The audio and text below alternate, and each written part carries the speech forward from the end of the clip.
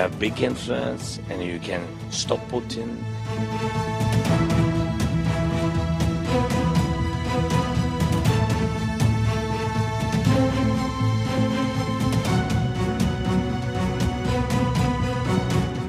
अयम निजः परो वेति गणना लघु चेतसाम उदार चरितानाम तु वासुदेव कुटुंबकम।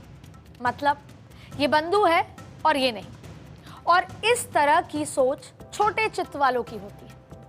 उच्च चरित वालों के लिए तो संसार ही एक परिवार होता है। और ये विचार भारत की सनातनी हिंदू परंपरा का आधार भी है और भारतीय कूटनीति की कर्मभूमि में। और हिंदुस्तान की इसी सनातनी ध्वजा के साथ प्रधानमंत्री नरेंद्र मोदी अमेरिका पहुंच चुके हैं। प्रधानमंत्री नरेंद्र मोदी का यह अमेरिकी दौरा कूटनीतिक लिहाज से और राजनीतिक तौर पर सिर्फ भारत ही नहीं पूरी दुनिया की इस पर नजर है। और भारत और दुनिया के लिए यह कितना महत्वपूर्ण है वो आप इन 3 तस्वीरों से समझ लीजिए। 3 महीने में प्रधानमंत्री नरेंद्र मोदी की ये 3 मुलाकातें सिर्फ इसलिए अहम नहीं कि वो दुनिया के 3 राष्ट्राध्यक्षों से मिले, बल्कि इन मुलाकातों में शांति की आस है, एक नए वर्ल्ड ऑर्डर का संदेश भी है और भारत की कूटनीति की झलक भी है। ये 3 तस्वीरें ये बता रही हैं कि चाहे हंस के चाहे मजबूरी में दुनिया का कोई भी देश भारत को नजरअंदाज नहीं कर सकता है। रूस और यूक्रेन करीब 2.5 साल से एक दूसरे को मिटा देने पर आमदा है। शहर के शहर वीरान हो चुके हैं और मीडिया रिपोर्ट्स के मुताबिक इस जंग में अब तक 10 लाख लोग से ज्यादा प्रभावित हैं और इनमें से लाखों लोगों की मौत हो चुकी है और लाखों अभी भी घायल हैं। बताया जा रहा है कि अब तक रूस में 8,592 टैंक, 16,760 बख्तरबंद लड़ाकू वाहन, 23,881 वाहन और ऑयल टैंक, 17,636 तोपखाने प्रणाली, 1,176 multiple launch rocket system, 940 air defence system और 370 हवाई जहाज, 328 हेलीकॉप्टर और 14,507 ड्रोन, 28 जहाज और नाव और 1 पनडुब्बी को खोया है। दूसरे विश्व युद्ध और यूएसएसआर के विघटन के बाद यह रूसी सेना का सबसे बड़ा नुकसान माना जा रहा है। यह नुकसान एक तरफा नहीं है। जंग की आग में यूक्रेन भी त्राहिमाम कर उठा है और इस मुश्किल घड़ी में दुनिया प्रधानमंत्री नरेंद्र मोदी की ओर उम्मीद भरी नजरों से देख रही है।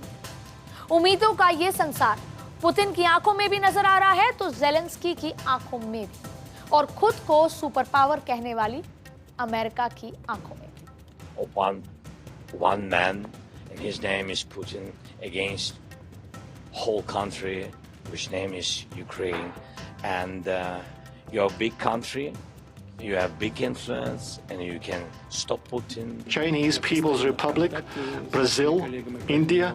I'm in contact with my partners and अगर मोदी की यूक्रेन यात्रा राष्ट्रपति ज़ेलेंस्की के न्यायपूर्ण शांति के दृष्टिकोण के अनुरूप संघर्ष को समाप्त करने में हमारी मदद कर सकती है तो हमें लगता है कि ये मददगार होगा। दुनिया जानती है कि रूस यूक्रेन जंग का असर सिर्फ इन दोनों देशों पर नहीं है बल्कि पूरी दुनिया इसकी जद में है। इस जंग की वजह से दुनिया की अर्थव्यवस्था में मंदी के संकट मंडरा रहे हैं। यूक्रेन जो कभी गेहूं, मक्का, जौ जैसी फसलों का निर्यात करता था तो अब भुखमरी की कगार पर है।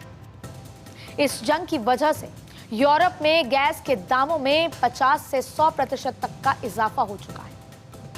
दुनिया भर के कारोबार पर 10 से 20% का असर पड़ा है और करीब 1 करोड़ 20 लाख लोग बेघर हो चुके हैं।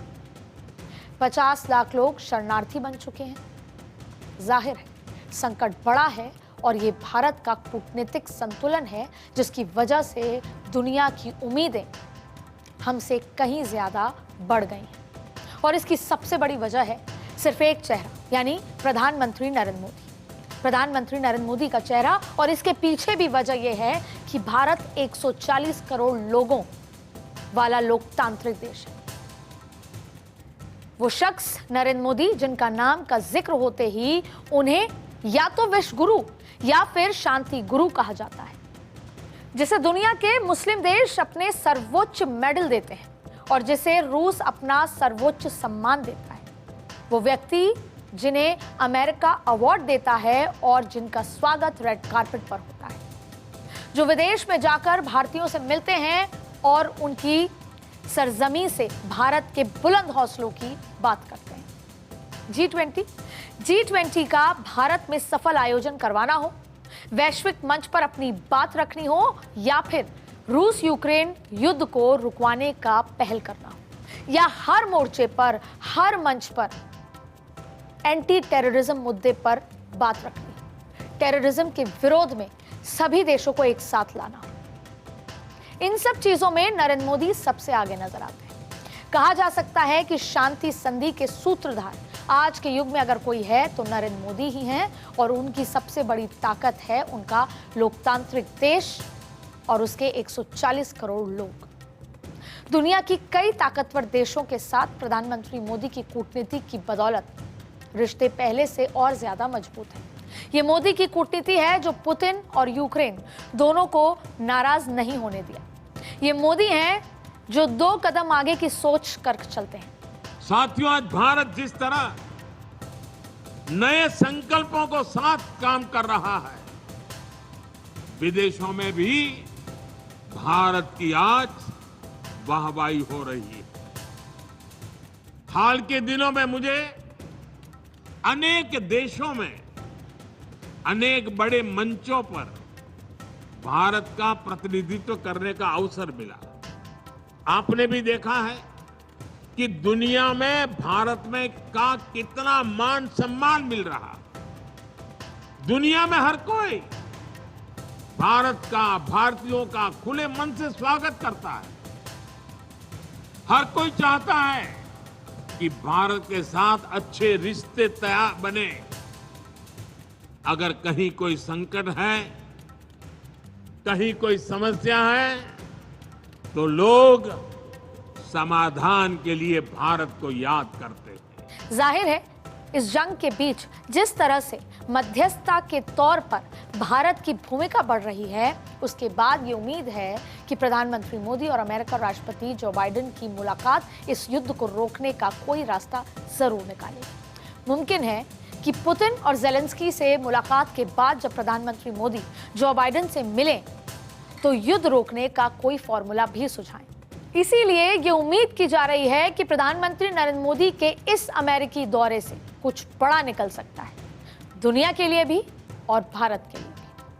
प्रधानमंत्री नरेंद्र मोदी 24 सितंबर तक अमेरिका के 3 दिन के दौरे पर हैं और जहां सबसे पहला कार्यक्रम क्वाड समिट है।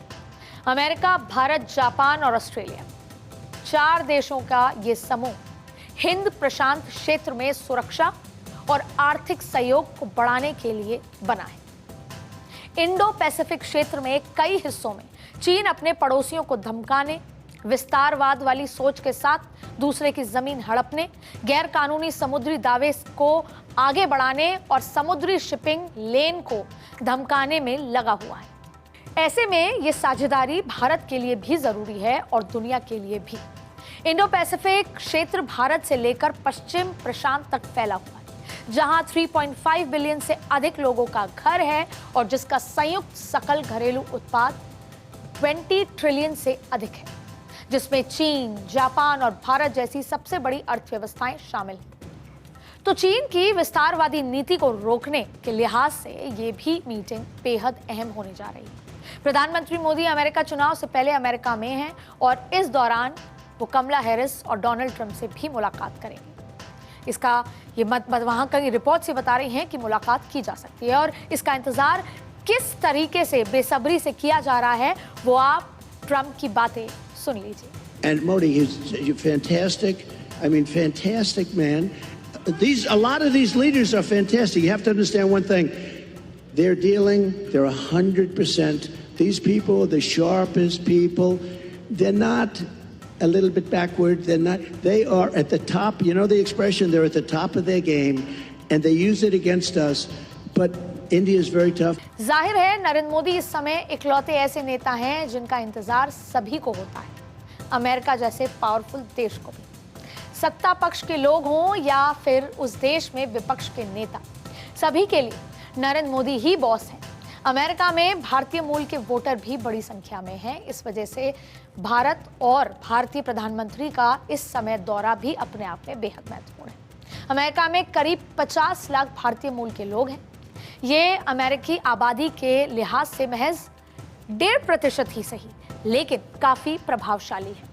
अमेरिका में 60% होटल्स के मालिक इंडो अमेरिकन हैं। भारतीय मूल के सीईओ गूगल और वर्टेक्स फार्मास्यूटिकल्स जैसी कई कंपनियों में लीडरशिप के रोल में हैं और ये कंपनियां करीब 27 लाख अमेरिकियों को रोजगार देती हैं। आंकड़े बता रहे हैं क्योंकि उससे उसका प्रभाव पता चलता है।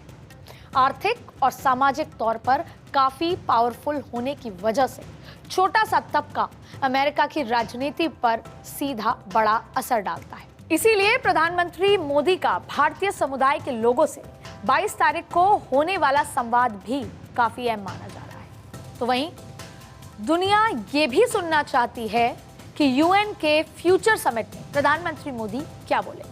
पीएम मोदी की कोशिशों की वजह से ही अफ्रीकन यूनियन के देशों को G7 जैसे समूह में एंट्री मिल सकी और अब इन देशों को लगता है कि मोदी ही दुनिया में उनकी परेशानियों के समाधान का सबसे बड़ा नाम है। ग्लोबल साउथ के इन देशों में दक्षिण अमेरिका, मैक्सिको, कैरेबियन, अफ्रीकन, मध्य पूर्व और दक्षिण पूर्व एशिया के देश शामिल हैं। ये वो देश हैं जहां गरीबी, बढ़ती जनसंख्या, कम आय, रहने के लिए जगह की कमी, शिक्षा के सीमित मौके और पर्याप्त स्वास्थ्य सुविधाओं की कमी जैसी समस्याएं करीब करीब एक जैसी।